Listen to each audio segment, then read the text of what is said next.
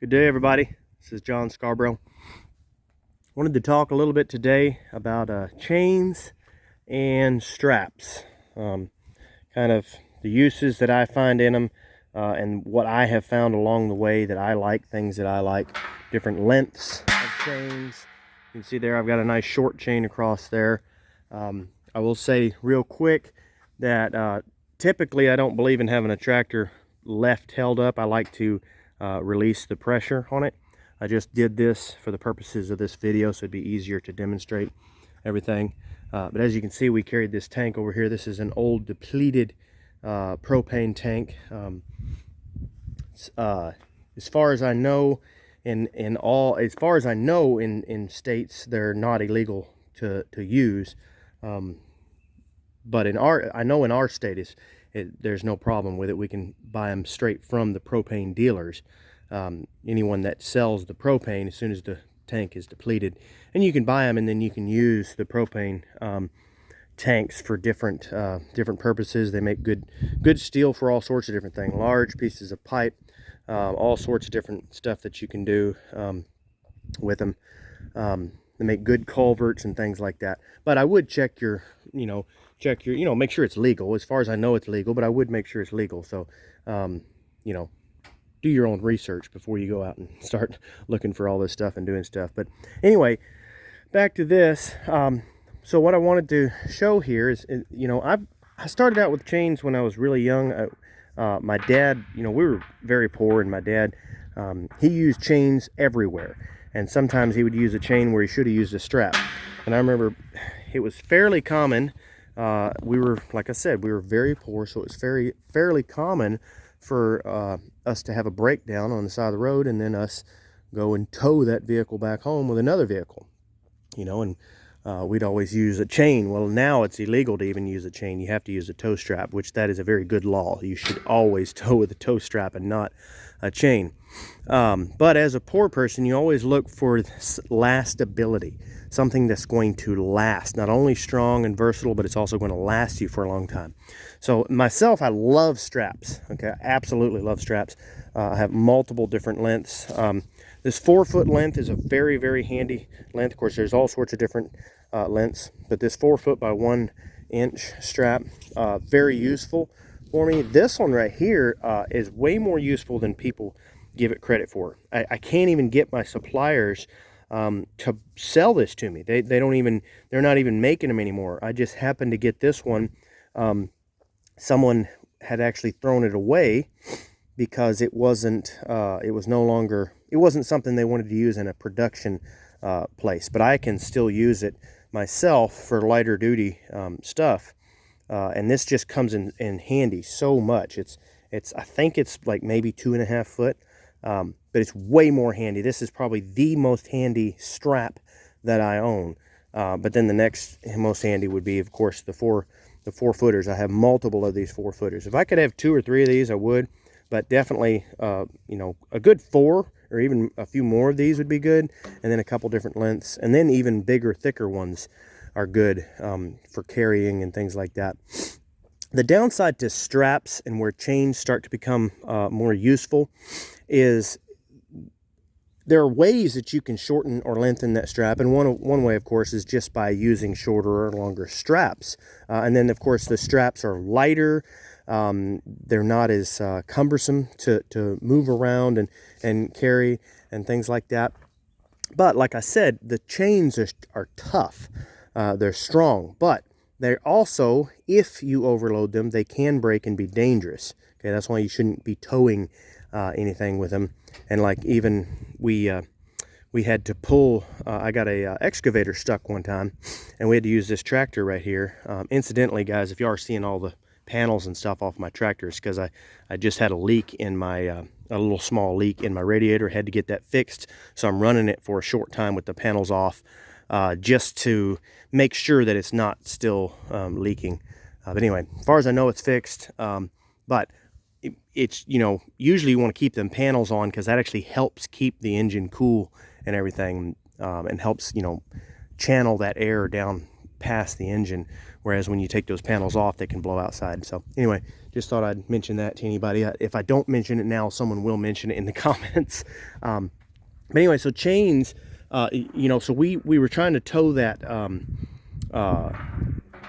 trying to pull that excavator out of the mud, and we didn't have a strap with us. So we grabbed a chain, and I knew it probably wouldn't be the best thing to do. Now, as long as you don't jerk on it and you just put steady pressure, you can usually tell whether it's going to work or not, but it's still just better not to use the chain and use a strap.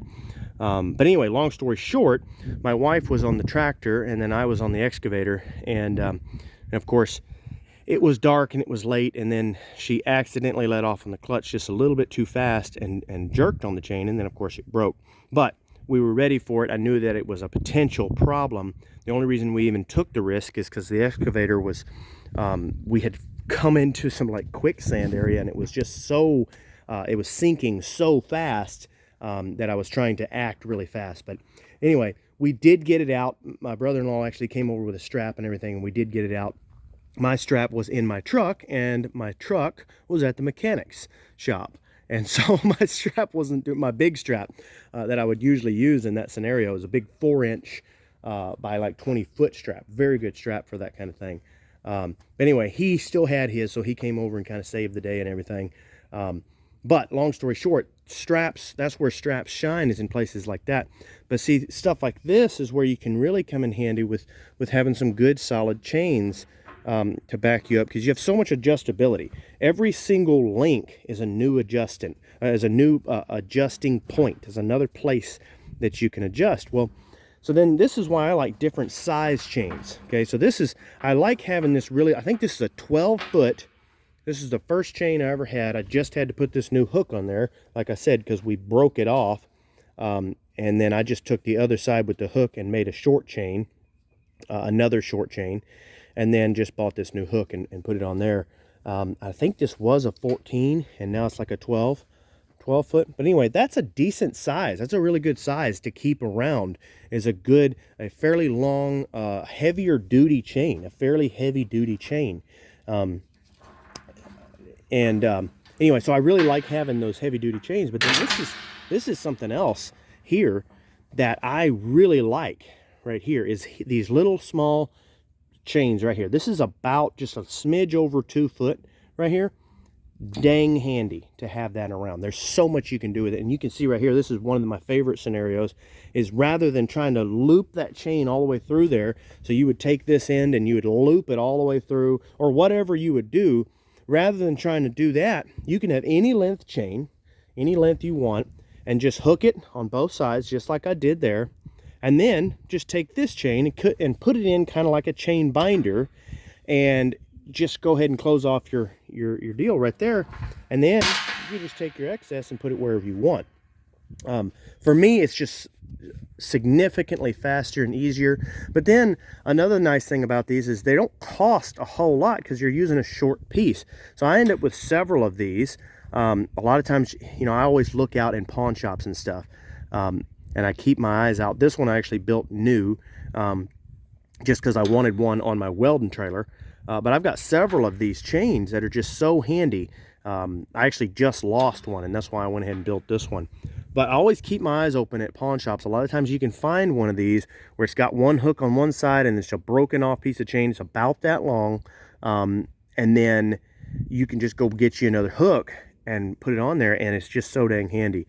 So that's something I really like. It's probably one of my favorite size chains. In fact, it's not even probably, I would say it's definitely my favorite size chain. There's so much versatility to it. I always keep one in my truck. I keep one in my welding trailer. I want to have one on both tractors. I have not done that yet. I need to build a special box just for chains.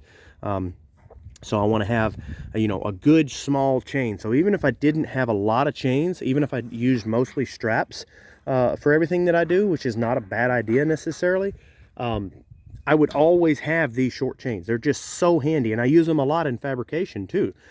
We did a job last spring. It's about a year ago. We did a big job. I talked a little bit about it and stuff. And this chain just came in so much handy. It was so darn handy, because you're not having to carry around this big old heavy chain, but it's still a heavier duty chain. It's a little bit stouter than this one right here. And you don't, you got the stoutness there, but you're not having to run around with this big old long heavy chain.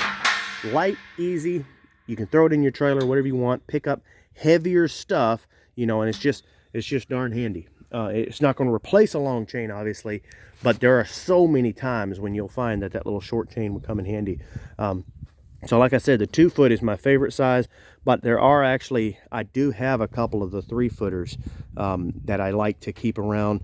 If I had a 3 footer, it probably wouldn't hurt my feelings just to throw a 3 footer in my truck. But then, like as far as my tractor and my welding trailer and stuff like that, that little 2 footer's perfect size. But then of course, these are another one of my chains that I really like. This is about a 6 to 7 foot chain right here, and you can tell it's a lighter duty chain. I've picked up several of these lighter duty chains at pawn shops and stuff like that, and I can get a fairly good price for them. They're not going to be as stout as this one right here.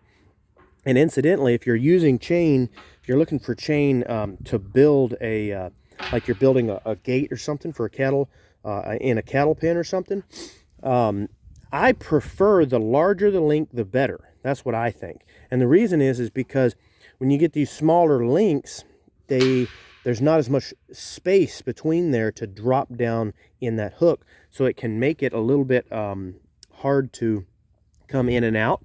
So I find that the larger chains not only create a little bit more weight, so the cow is less likely to grab it and flip it up and move it around. I'm sorry about that ringing, guys. But that cow's less likely to flip it around because it's a little bit more weight and it kind of holds itself down. But also it's good and easy to grab hold of, and then it's just got a wider link. I actually prefer a link a little bit longer than this one. Not necessarily, it doesn't have to be heavier duty, just a little bit longer link. Just seems to work the best to me. About like that right there. That one right there is a little bit longer than this. But can you see how there's a little bit more space between there? So when you take that and you go between your hook, you've got more space. There's more freedom in there. So you can, a lot of times you can take that chain and you can flip it off yourself and get it on and off pretty easy. And if you're working cows and you're in a cow pen, especially if you are working somebody else's cows, if you're working mine, it's not as much of a problem. But especially if you're working somebody else's cows and some of them cows can get a little bit crazy, you want that thing to come off without you having to look at it. So that's one thing I do like about the bigger chains. But with these smaller chains, a lot of times I can get a good price. Like I said, they've got a smaller hook. So that smaller hook, like I said, they're not going to be as tough. But for most stuff that you pick up, for most stuff I pick up around the farm and stuff, that's plenty strong enough to pick up most of the stuff, But what I really like about these is, they're a little bit lighter. They're quite a bit lighter, actually. So you can get a decent length of a chain and not have to worry about have this big old heavy chain. I can still carry it around. It balls up pretty nicely, and it's not, it stores pretty easy. But then the hook size itself is small enough that it will drop into a hole pretty easy wherever it go. It'll go between smaller places like that right there. Or if you got a hole or something, like we were picking up some tanks before and they had a really small hole right here. And so we had to actually put this chain down and go and get this chain right here just to make it work. So anyway, that's kind of what I like. I kind of like to have a couple different versatile things. If you're not doing a lot of stuff with chains, and you're just looking for a small setup and you don't have a lot of different tractors and stuff like that, and you're trying to kind of be on a budget, I would say just get you about a 6 foot one of these. 1 or even 2 wouldn't hurt you at all. You're not going to come into too many scenarios where you tell yourself you have too much chain, or at least I haven't, and that's just me. If you do kind of the same stuff as I do, you're not going to run into those scenarios, and if you do, then you can just call me and I'll take it all off your hands. No, not really, but anyway, so I think I would just do that. If I was on a budget and I didn't have a lot of different stuff and I just kind of wanted some basic chain, I'd keep my eyes open for one of these smaller chains, maybe about 6 foot, with the smaller hooks, just convenient and light. I'd build me one of these. I'd keep my eyes open for, you can find you a good deal a lot of times, like I said, with that, where it's just got the one hook and somebody broke it and then that end's good. You can throw you a good hook on there. And then also you can, I think I'd have one good 12 footer. That's a good stout chain. Now, as far as buying from pawn shops and all like that and not buying chain brand new, I'm not going to tell you to buy chain at a pawn shop. I'm telling you what I do. But there are people that's probably going to even comment on this video and tell you, well, anytime you buy a new used chain, you take a risk of there's stretching in the chain. You take a risk of, you take all those risks, and you do. It's possible that there could be like that. And if you're worried about that at all, go buy you some new chain. Go buy some brand new chain. So that's why I said I'm not telling anybody what to do. I'm telling you what I do. But I'm a metal worker. I've worked with metal since I was 17. And I feel confident in myself and looking at a chain and telling myself whether or not it looks like it's been compromised or not. That's me. If you don't feel comfortable with it, you do what you feel comfortable with. Anyway, I'm just telling you what I do and what works for me. But whatever the case may be, whether you buy this chain new or used, that's completely up to you. These are the 3 sizes that I would be shooting for, and then I'd be shooting for a couple of straps too, just because they're darn handy in a lot of different places. But anyway, so hope that helps somebody. Y'all don't forget to like and subscribe, and if you have any good suggestions for any other videos, then please let me know. Thanks.